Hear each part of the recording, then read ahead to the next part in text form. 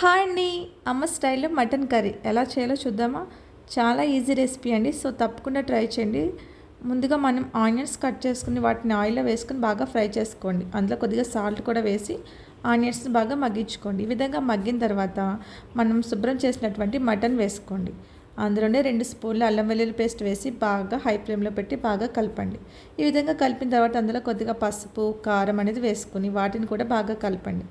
So కలిపిన తర్వాత సరిపడినంత వాటర్ వేసుకుని కుక్కర్ పెట్టి ఒక 5 విజిల్స్ వచ్చే వరకు హై ఫ్లేమ్లో పెట్టి ఉడికించండి.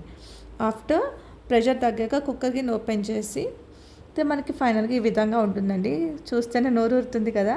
సో అందులో సరిపడినంత మసాలా వేసుకుని బాగా కలుపుకోండి. కొత్తిమీర, కరివేపాకు కూడా వేసుకుని మూత పెట్టి మగ్గించుకోండి.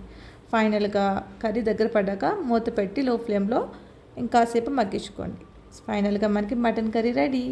సో వీడియో నచ్చితే సబ్స్క్రైబ్ చేసుకోండి ఫ్రెండ్స్.